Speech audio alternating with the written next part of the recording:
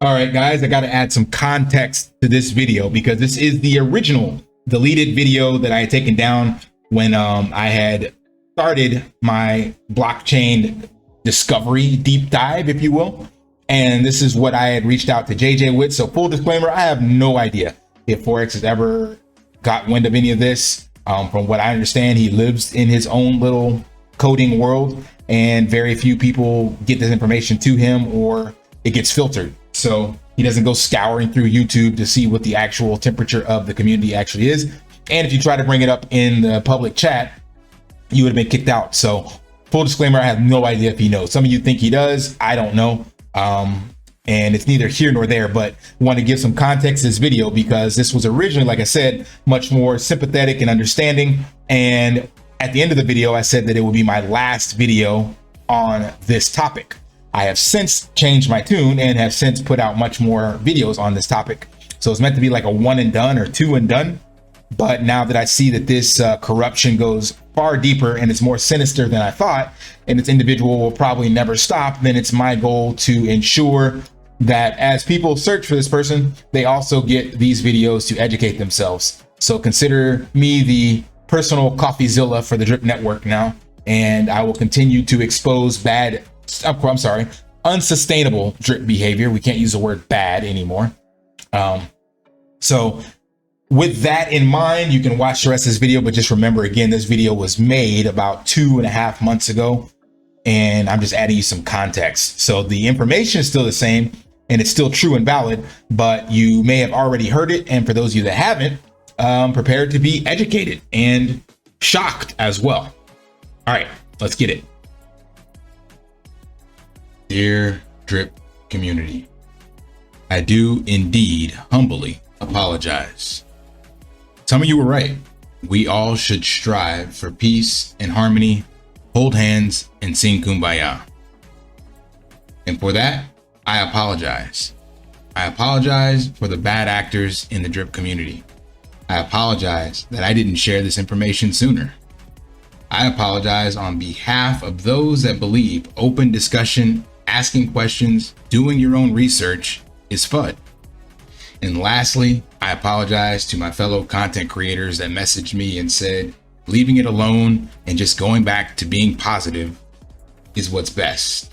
And somehow that will magically make the price of drip go up.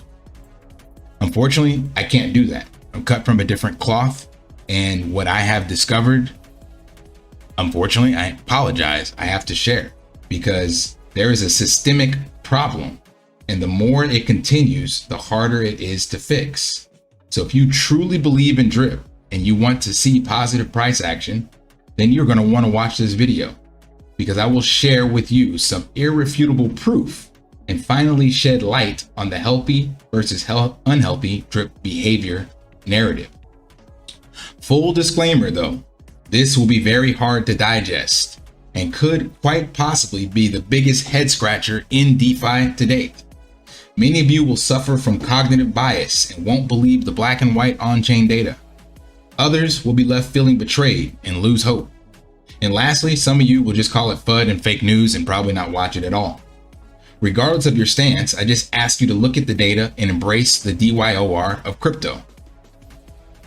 And lastly, I'm not doing this to request a dismantling or regime change or to burn it all to the ground. I still believe 100% in the drip community and the drip token contract. And I believe that this band-aid needs to be ripped off so that we can address the root cause of the problem as a community. I do this because I have real people on the other side of this contract that I have personally onboarded, and they're not just numbers on a blockchain. And additionally, I'm working with the Drip Marketing DAO and partnering with a huge company in the Philippines. And those people can't afford to play by the same rules that got us here. So I can't with good conscience march forward and put them into the slaughterhouse. So again, I apologize to those that think sticking your head in the sand is the best way to go. But if you're still here, let's dive in. So healthy drip behavior, what will it take to see positive price action? So we're going to cover what is positive price action, what is the sell pressure that's causing it, drip behavior, healthy drip behavior, questions to consider, blockchain data, and where to from here. So positive price action is really super simple. That simply means more buys than sells and the price of drip goes up. That's just simple supply and demand market fundamentals, right? So we all want to see this take place, and what could possibly be in the way? Why do we not have positive price action? Well, that would be due to more sells. We just said more buys than sells. So that means we have more sells than buys. And I've broken it down into 3 possible categories of people that are causing sell pressure. 1, people that are claiming responsibly, people that have decided to live off a drip. They quit their jobs and drip is their salary. So therefore they have to claim. I get it. There are some people who have just completely lost hope. I have some of those in my Telegram. They're like, I'm out, I'm claiming out, I don't care. And they will claim out at whatever prices. And lastly, you have the early investors, people who got into drip real heavy, have a lot of drip to claim, and they can afford to claim and be in profits at these prices. But let's examine what healthy versus unhealthy drip behavior actually is. Now, this is not an official definition. I couldn't really find an official, but this is what I pieced together. And I do have some actual content to give you an insight from one of the OGs of what healthy drip behavior is. So 1, responsible profit taking. 2, responsible use of the round robin system. 3, not gaming or trying to avoid wealth tax. And 4, not referral leeching. I'm sure we all can agree with that. Now, unhealthy drip behavior is these 2 clips I'm gonna play for you now. So 1 is defined as promoting the parent-child wallet strategy. So let's listen to a clip on what that actually is, and it's reference to team leaders. So if you're not a good team leader if you do this behavior. So this showed up in the form of a parent-child wallet strategy. So a lot of people who, they promoted this, right? And, they should be ashamed of themselves. You're not being a good team leader by promoting this sort of strategy. So promoting the parent-child wallet strategy is clearly not being a good team leader. And the second clip is about self-referring is bad behavior. And we actually have the white paper to prove that as well. Understand, people who read this white paper, they understand that self-referring is bad behavior, right? It's something little understand. So self-referring is bad behavior, or we can just call it unhealthy drip behavior. And we can go over to the original white paper and see that it states in here, the bonus will go further up line until it hits a player who is eligible for the referral bonuses. Using this round robin system, we have eliminated the incentive for self-referring and other bad behavior, which is used to leech referral systems, while still greatly rewarding team building through referrals.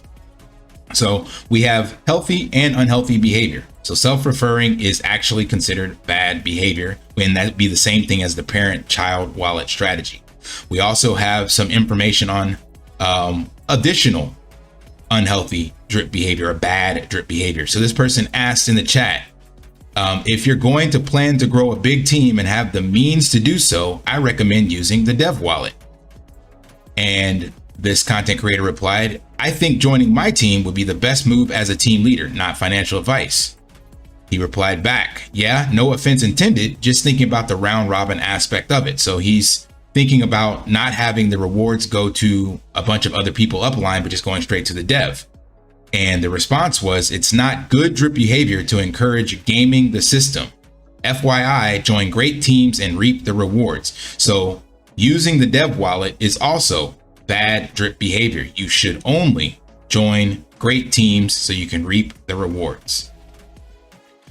And additional examples of healthy drip behavior: encourage responsible profit taking.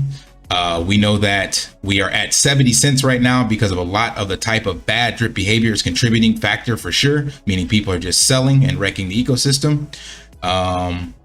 Do you recommend creating multiple wallets? And he says, no, I don't recommend that. I don't encourage bad drip behavior, and team leaders need to incentivize good drip behavior. Healthy behavior and reteaching the community how to drip properly and not be Jeets. Don't be Jeets, right? People with good drip behavior should be on the leaderboard. All right. So now we have clear understanding of what we're looking at. So some questions I want you to consider. If we can prove that a person benefited from a parent-child strategy, does that prove bad drip behavior? I'm not answering any of these questions. These are for you. Number 2, if not, how many wallets can a person self-refer before it's considered excessive? So if it's not bad drip behavior, how many can you have before it's considered excessive? 3, if it's not excessive at all, should community members be condemned for using the same strategy? Meaning, if you agree that you can do both of these, then that means you should be able to share this content in the drip chat and let people know about this strategy. 4, if you suspect your team leader is exhibiting bad drip behavior, what can you do? And 5, what should the community do as a whole from going forward? So let's examine some of the data that I was able to pull up.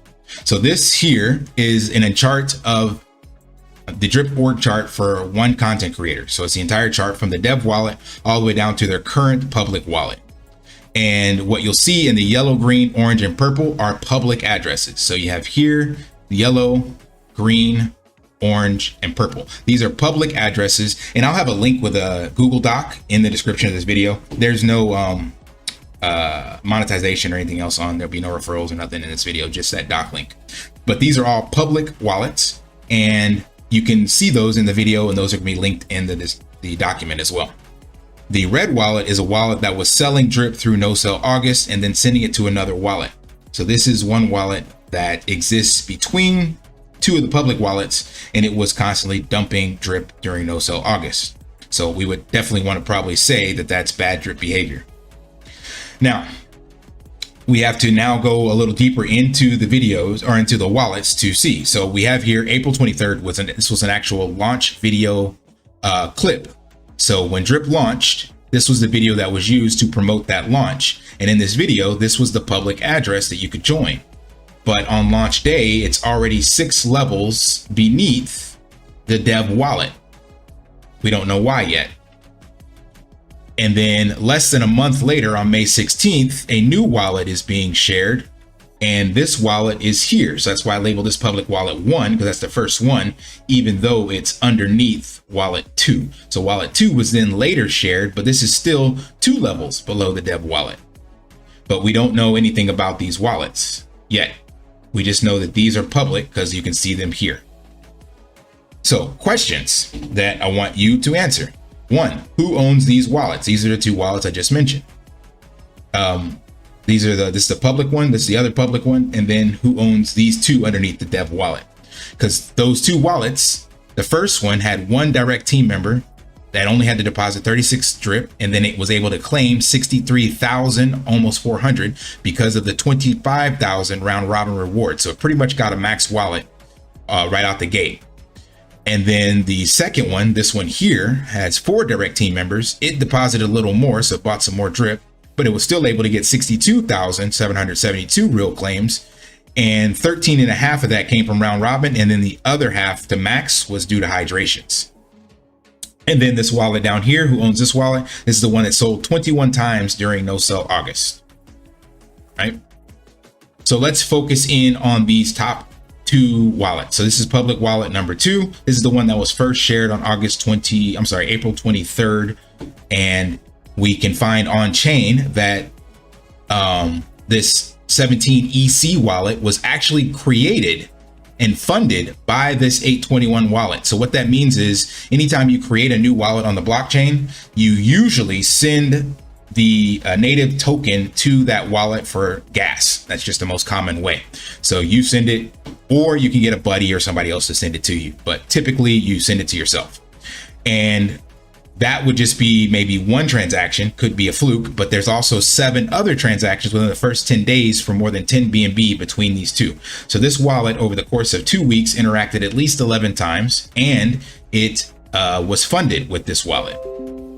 The second wallet was created on the exact same day, and it was funded with 0.3 BNB, and it has a total of 30 drip sent in 3 transactions.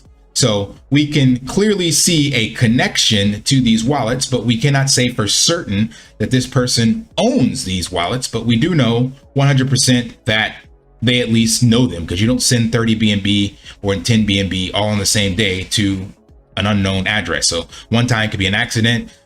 The total of 14 different times. What is that? 10 times for 30 plus BNB. That's definitely patterns. So questions revisited. If we can prove that a person benefited from a parent-child strategy, does that prove bad drip behavior?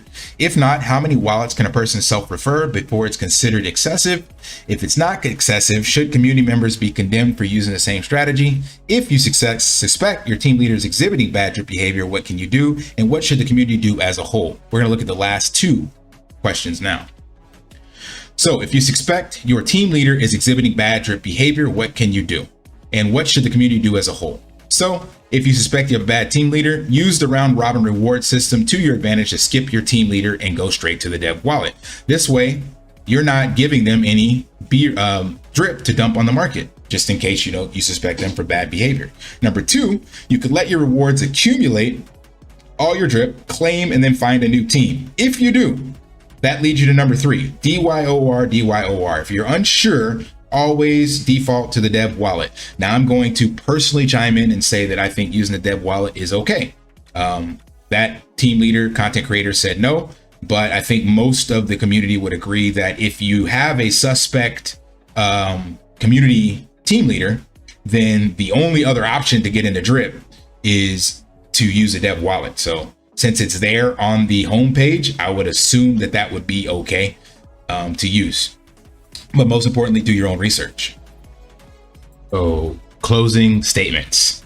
We know these absolutes. So we have absolute certainty based on blockchain data that public wallet 821A did indeed fund the two wallets above it. We know that for a fact, and it had multiple transactions between the two. It also accumulated 125,000 drip and only had to purchase 216 due to the referral round robin rewards. We also know that this wallet down here between public wallet 2 and 3, or 1 and 2, has sold 21 times during no sell August, and I forgot the exact amount, but that's on chain.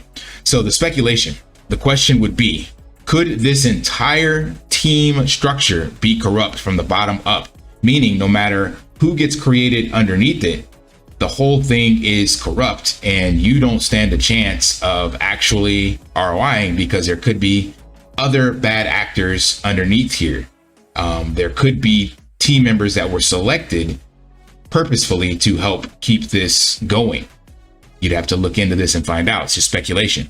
Number two, the new UI will be set up to highlight, according to this individual's own testimony, bad team leaders, because bad team leaders are people who promote a parent-child wallet and who actually don't exhibit good drip behavior or are keeping the price low, as he said, about 70 cents. So we can see that these actions, by his own definitions, are bad team leaders. So if the drip UI is set up to highlight airdrops and as a metric and large team sizes, but it's not looking to see where those airdrops are coming from or how that money's made or what the actual actions are of the accounts, then it could actually be highlighting bad team leaders. Therefore, future investors will make uneducated decisions and will actually keep this charade going.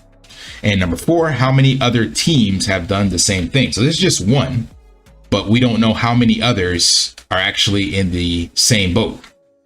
So as I always say, don't trust, verify. This is a really poor GIF, but it's just to show you this Google Doc that is going to be linked in the description. Again, no monetization, no SPRITZ referrals, nothing in this video.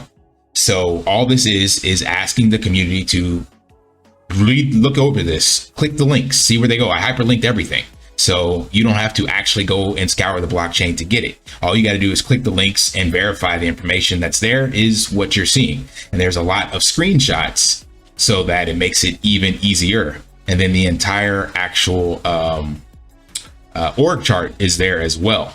So don't trust, verify. By all means, go through this, look this up. And again, my plea to content creators is for you to look this over yourself and make a decision. And then if you determine that this is questionable behavior, you have the moral obligation, in my opinion, to let your community know, because if you want to see Drip succeed, we have to stop the bleeding. And that means you want to ensure that people that you may have onboarded directly, you know, looked in the face and walk through, a mom or a friend or a colleague, that you want to protect their investment. And the only way to do that, since Drip is immutable, is to ensure that everyone is actually working in tangent for the success of the Drip ecosystem. So as a content creator, yes, we say do your own research and not financial advice, but I'm urging you to actually look behind the scenes, read this over, and if you determine that any of this is questionable or suspect, then you owe it to your community to let them know. Don't just stick your head in the sand and think that it'll fix itself. You can't fix this if you don't address the root cause. And that's it. So as promised, this is indeed my absolute last video on this topic. I will not cover it again. All of the individuals that are in the different teams or on the team, in that team structure, you decide what you want to do. And I'm not here to convince anyone. My job was just to share the data and then let people make their own educated and informed decision. And I hope that community team members will help educate their community members, because the most important thing for Drip's survival is the education of the community, not a narrative, but actually understanding how to do your own research. Use the tools that are created by fellow team members such as dripnetwork.ca. That's how I got a lot of this. DBank, really simple. All you gotta do is plug in an address. So use that, plug those in, and then if you still have questions, always just default to the dev wallet. So again, this is not to throw shade at anyone, not to discredit anyone or question their integrity. It's simply the data. And then you community members decide if you want to continue supporting different community team members, team leaders, or not. But at least now you have the information. And for those that maybe didn't consider keep watching, hopefully others that did watch this will share it. All right, see ya.